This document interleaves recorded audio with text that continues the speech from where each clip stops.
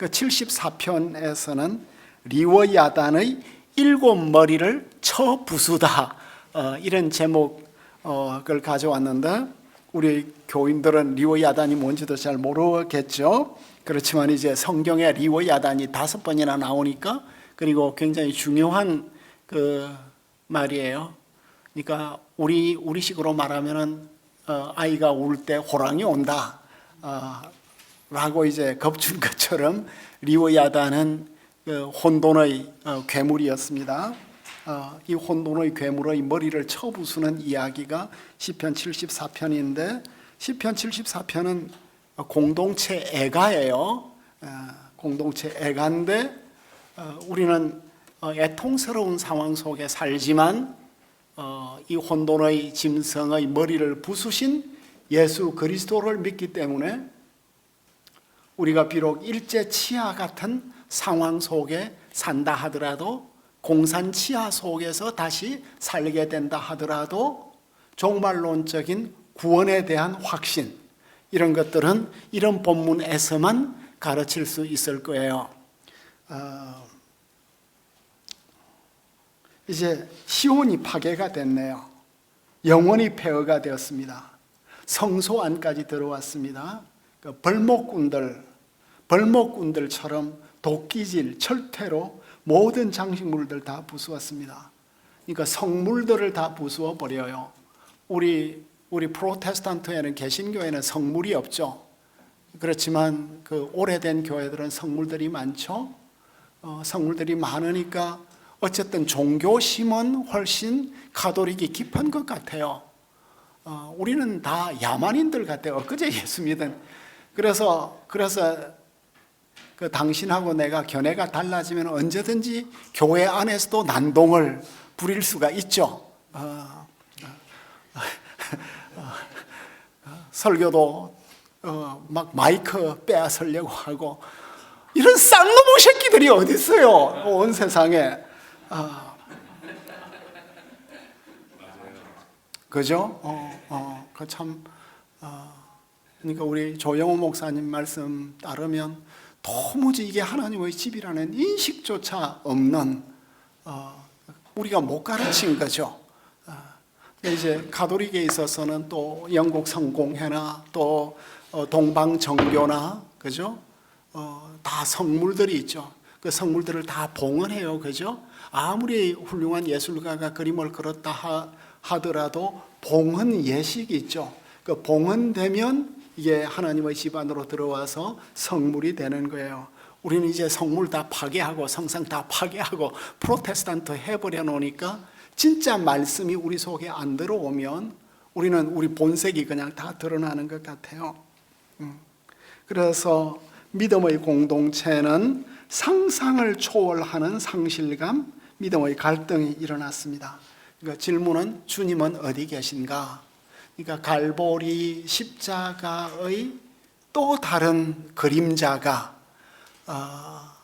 성전이 파괴되는 상황 속에서, 성소들이 다 파괴되는 상황 속에서 이스라엘에서는 경험이 되었고, 또 그 자리에 그리스도께서는 영으로 계셨다고 우리가 말을 할 수 있겠습니다. 시온의 죽음은 하나님께서 시온을 버린 것이고 영원히 버리신 거예요. 그 완전한 암흑을 느끼고 터널 끝에 빛은 보이지 않고. 근데 이제 그 자리에서 이 시인의 신앙은 뭐예요? 애가가 애가로 꼭 끝나지 않아요. 긴 애가를 하고 꼭 터닝 포인트를 만들어요. 그리고 찬양을 못하면 제가 찬양하겠습니다 하는 찬양의 서원으로 마치기라도 해요. 그러니까 절대 절망적인 시편은 없는 거예요. 왜냐하면 하나님에 대한 이 믿음 뿌리가 그들은 그만큼 깊은 거예요. 어릴 때부터 그렇게 철저하게 유대인으로 그 훈련을 받았으니까요. 창조신앙을 기억하는 거예요. 그래서 12절에서 17절로 넘어가면 하나님을 2인칭으로 아타를 7번이나 직접 불러요. 그러니까 인칭 대명사 없이도 동사 안에 하나님, 그 당신 들어와도 되는데, 동사도 2인칭이고 인칭 대명사 주 주를 7번 부르고 있습니다. 그 시온의 죽음에 대해서 곡을 하다가 갑자기 왕 되시고 창조자 되시고 우주의 주권자이신 하나님 기억하고 찬양을 드리는 거예요. 이게 구원사 전통이에요. 그러니까 구약 신학적으로 말씀을 드리자면 창조가 구원이에요. 그리고 구원은 새 창조예요. 그러니까 창세기 1장도 태초의 세계는 혼돈과 공허 속에 있었잖아요. 여기서 질서를 만들고 사람이 살 수 있는 세상, 사람만 사는 것이 아니라 생태계의 모든 존재들이 살 수 있는 세계가 만들어졌으니까 그 창조가 구원인 거죠. 그래서 혼돈의 물에서 온 세상을 구원한 이 창조의 패러다임이 있기 때문에 출애굽도 물에서 구원하고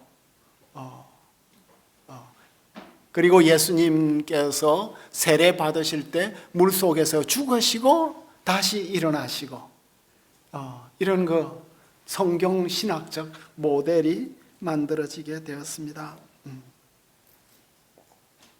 그래서 주님은 유프라테스 강과 티그리스 강의 용인 바빌론 왕의 머리를 깨뜨리고 자신의 백성을 포로에서 다시 약속의 땅으로 데려올 것이다. 시편 74편에는 바빌론은 없어요. 명시되지 않아요. 그렇지만 암시되고 있어요.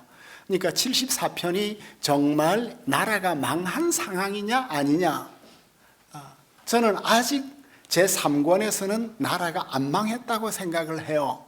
그렇지만 나라 망한 상황을 충분히 암시하고 있는, 그래서 포로기에도 사용을 할 수 있는 이런 시편으로 이 제3권이 짜여져 있습니다. 이것은 이제 예수님께서 용을 물리치시고 옛뱀의 머리를 부수시고 그를 무저갱에 던지는 것으로 그려지고 있습니다. 용의 머리를 깨뜨리시고 창조와 구원을 이루신 예수님께서 오늘도 우리의 역사와 실존 속에 역사하는 용들의 머리를 깨뜨리시고 참된 구원을 주시기를 갈망하게 됩니다. 이 용 이야기가 나오면 중국에서는 좀 더 복잡해지죠. 중국에서 용은 또 천자니까 그 예수님이 천자 머리를 깨뜨렸다고 이렇게 설교를 하면 이게 국사범이 될 것 같아요.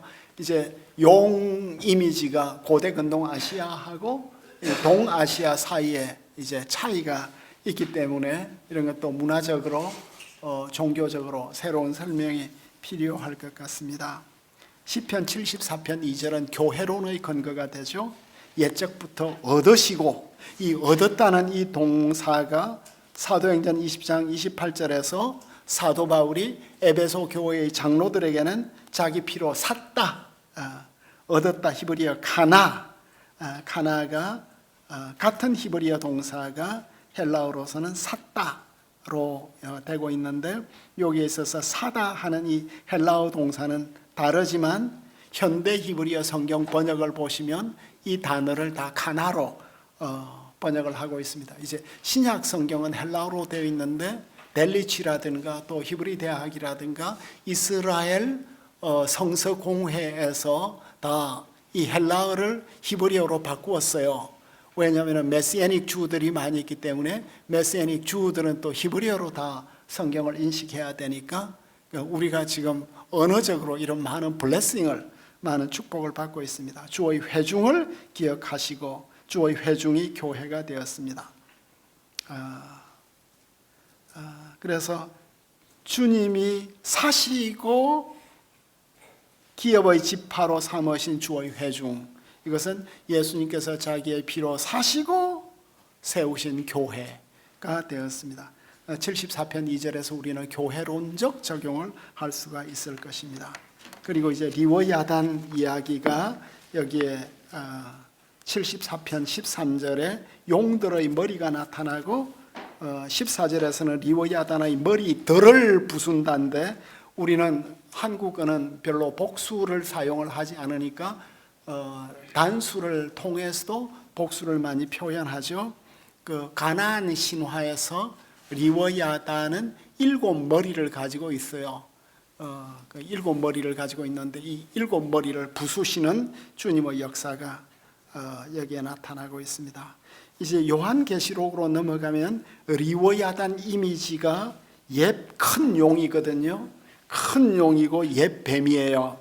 옛 뱀이고 이게 두 번 나타나고 있습니다. 그래서 이 원래 리워야단 스토리 안에는 창세기 3장 15절이 그 주석적으로 말하면 안 들어오지만 해석학적으로 본다고 하면 요한계시록 12장은 명백하게 옛뱀을 리워야단으로 용으로 이렇게 가져오기 때문에 원시 복음인 창세기 3장 15절까지 우리가 가져올 수 있을 것 같아요.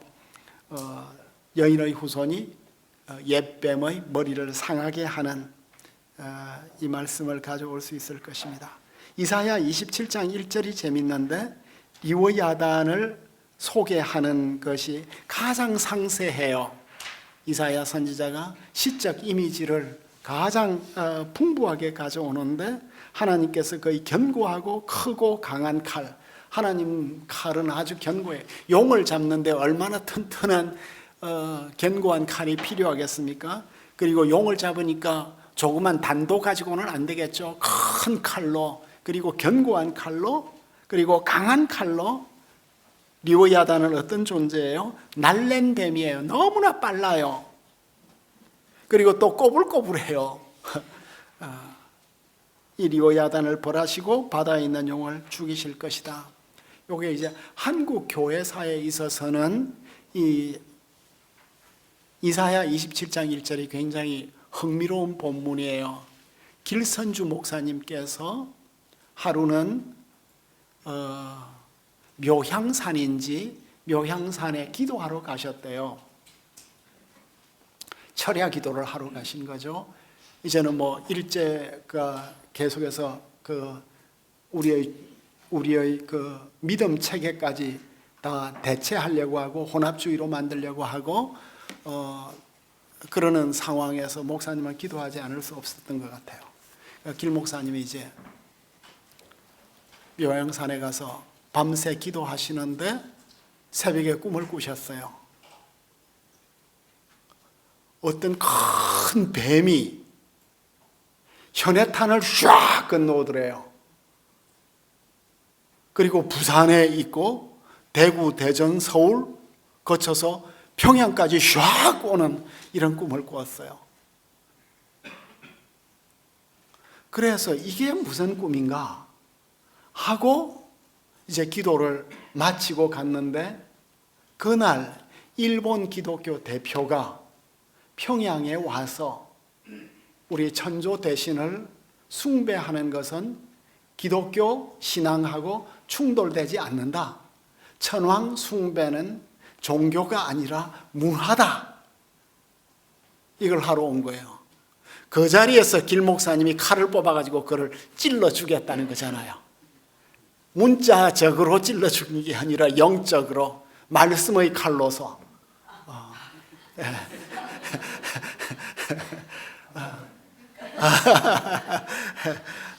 드라마틱한 효과를 그러니까 우리가 이제 생각해 보는 거죠. 길 목사님이 그날 꾼 꿈이 무슨 꿈이었을까? 이사야 27장 1절이 길 목사님에게 형상화된 것 같아요. 그러니까 이 아무리 무섭고 날래고 꼬불꼬불한 뱀이라 할지라도 하나님께서 칼로 찌르면 이건 죽는 거다. 그런 말씀의 확신을 가진 거죠. 우리는 언제 길 목사님의 발꿈치까지 갈 수 있을까요? 신학자가 되면 성경 말씀은 이렇게도 해석할 수 있고 저렇게도 해석할 수 있는데 점점 이제 확신을 잃어가는데 그래서 구약 성경에서 그리스도를 가르쳐야 한다는 것은 내 신학적 명제이지만 임플리멘테이션을 시키면 지적 자살이었는데 구약학계에서는 이제 그리스도에게로 나아가는 이런 과정 가운데 있습니다. 그 이사야 27장 1절 말씀이 계시적으로 그 조명을 넘어서 계시적으로 길 목사님에게 한국 교회를 위하여 주셨던 것 같아요. 그리고 이 말씀을 받기 위해서 길 목사님은 참 간절한 그 나라의 운명을 건, 한국 교회의 운명을 건 이런 사역을 하셨고 그 용기가 대단하시죠. 그래서 한국 교회는 끝까지 신사참배를 이렇게 신사참배와 싸우면서 살 수가 있었던 것 같습니다. 이게 이제 욥기에도 나타나고 시편 104편에도 나타나고 또 성경 다른 본문에 나타나고 있습니다.